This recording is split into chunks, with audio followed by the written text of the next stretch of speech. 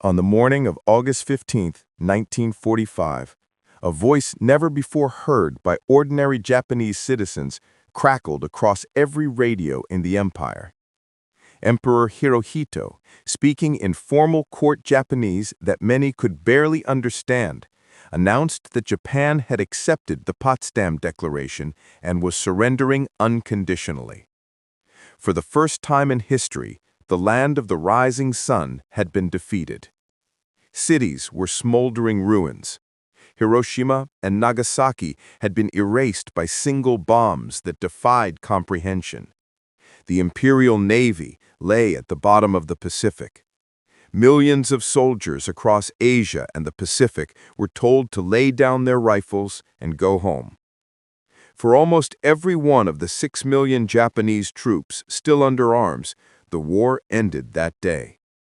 For a few hundred scattered across forgotten islands and mountain jungles, the emperor's words never arrived, were never believed, or were deliberately ignored.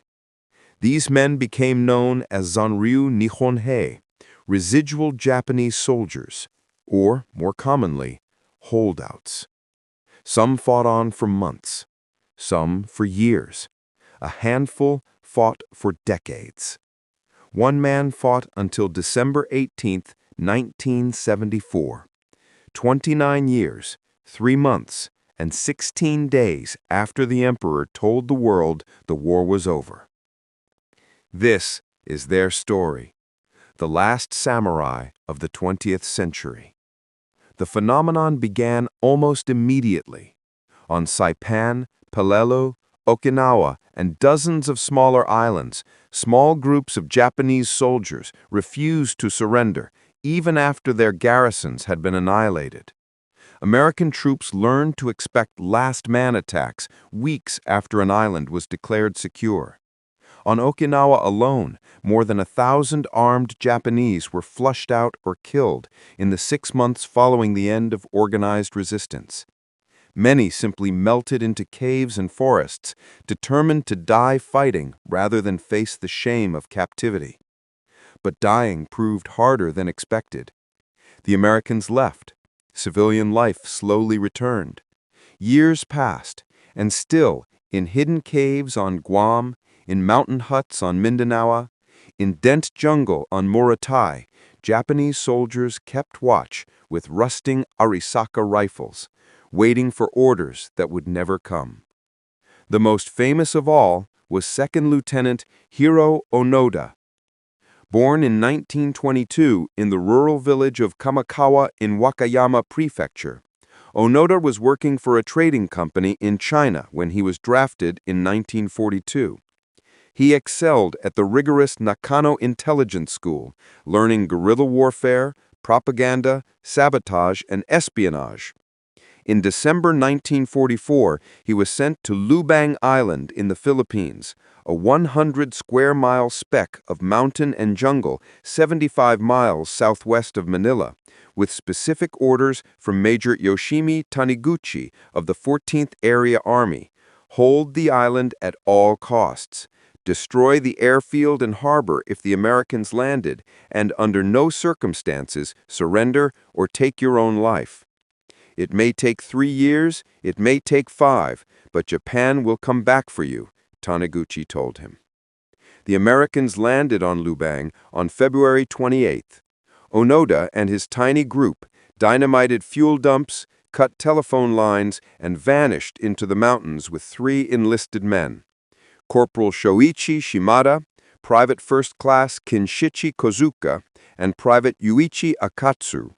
They had about 2,000 rounds of 6.5mm ammunition, a few hundred hand grenades, swords, maps, and absolute faith in victory.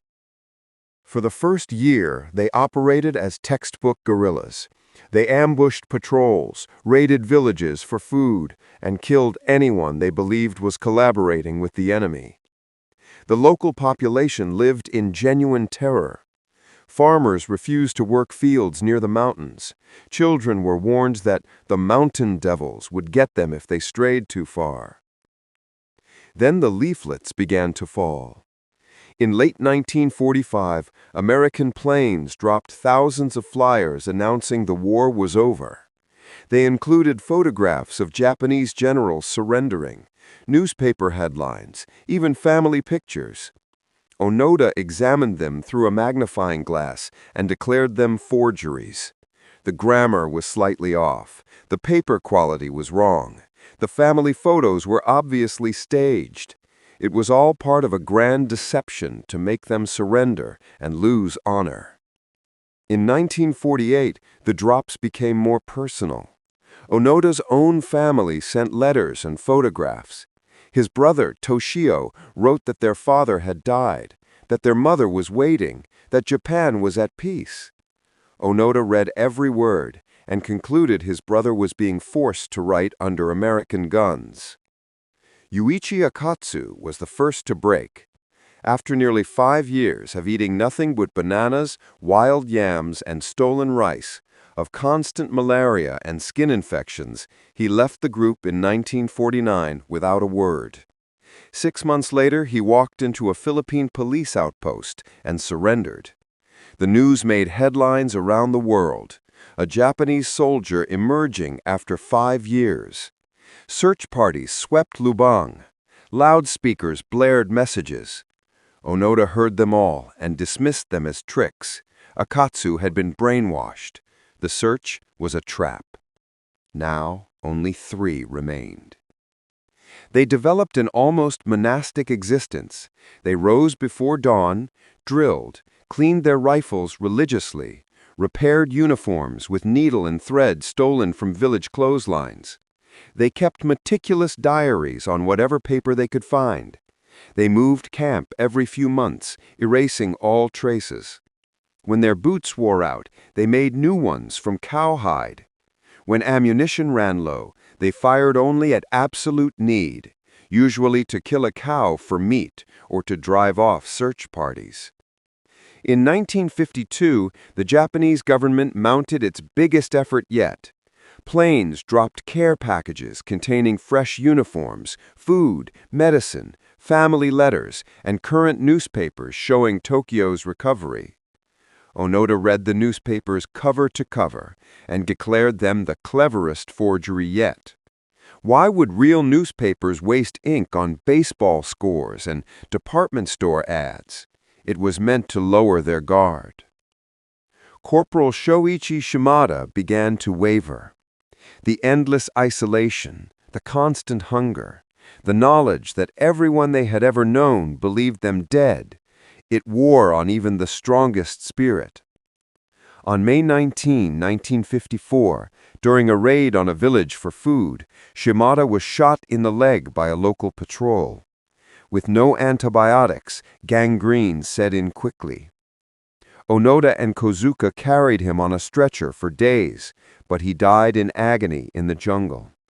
Onoda buried him with full military honors, firing 3 volleys into the air, the first shots they had wasted in years. Now, only 2. The 1950s became the 1960s. Japan hosted the Olympics. The Beatles played Tokyo. Man walked on the moon. And still, in the mountains of Lubang, Lieutenant Onoda and Private Kozuka kept watch, convinced the Imperial Navy would return any day. They celebrated the Emperor's birthday every April 29th with whatever food they could find. They observed radio silence because they had no radio. They killed approximately 30 Filipino civilians over the years and wounded more than 100.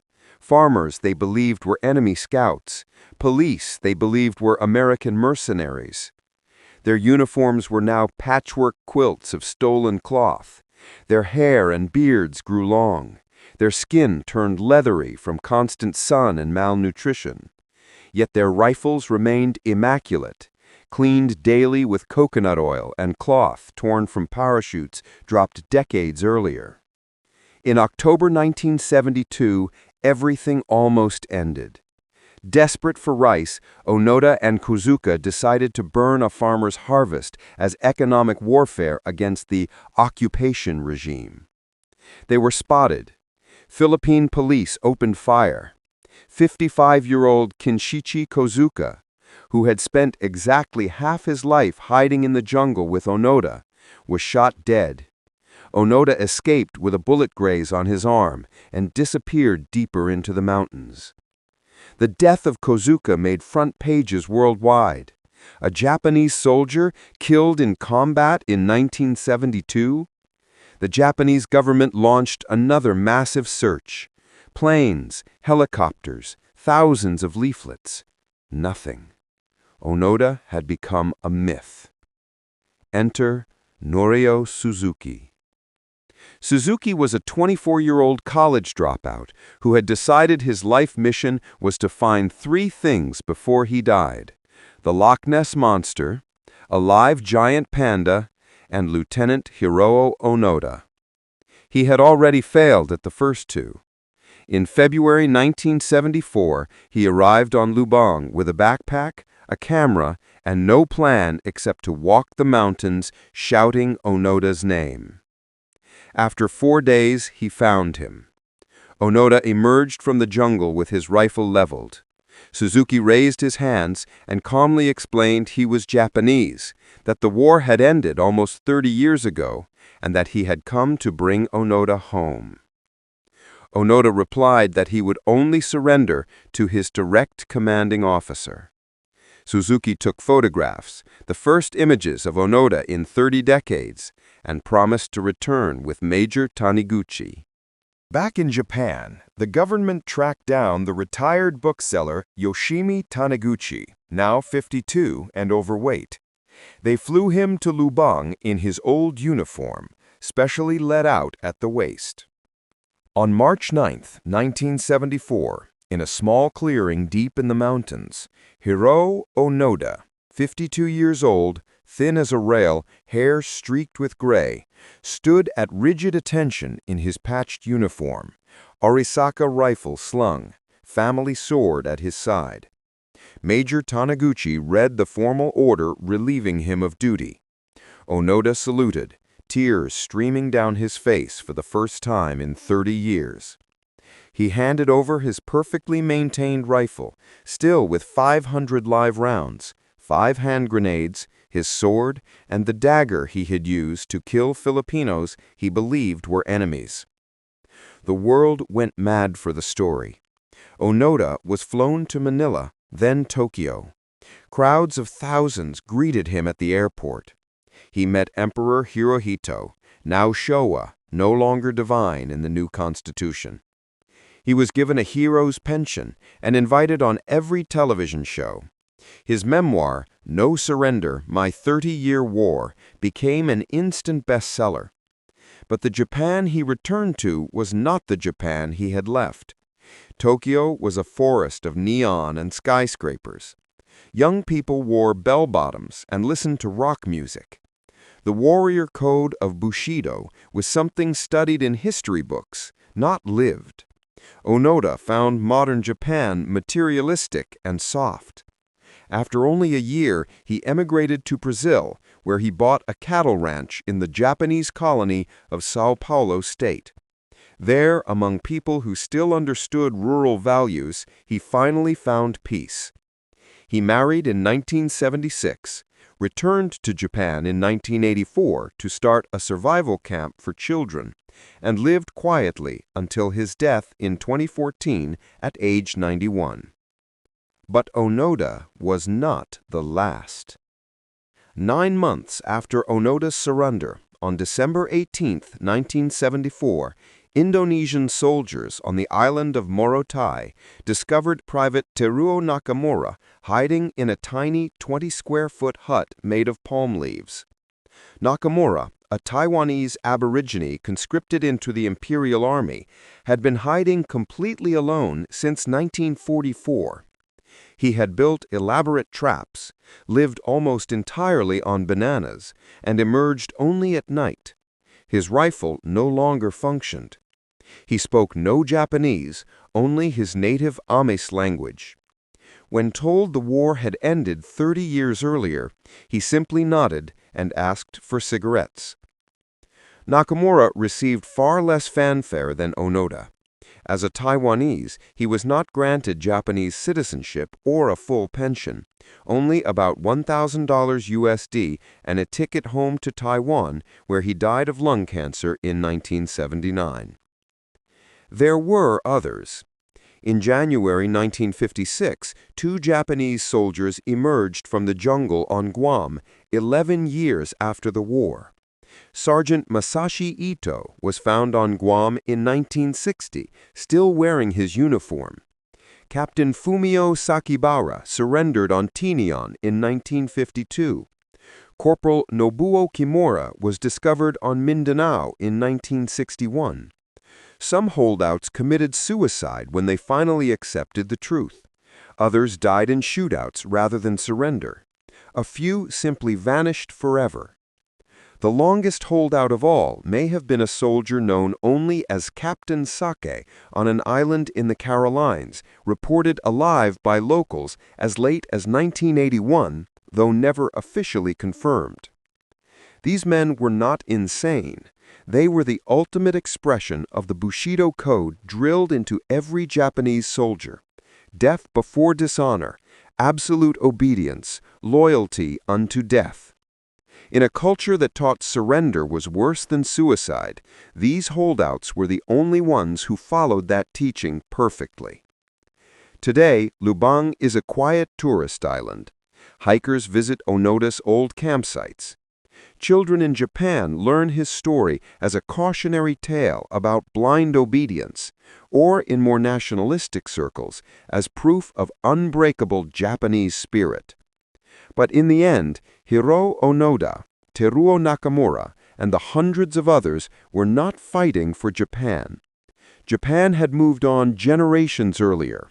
They were fighting for a Japan that died in August 1945, an empire of samurai values, divine emperors, and absolute certainty that existed only in their memories. They were the last soldiers of a war that ended 30 years before they believed it.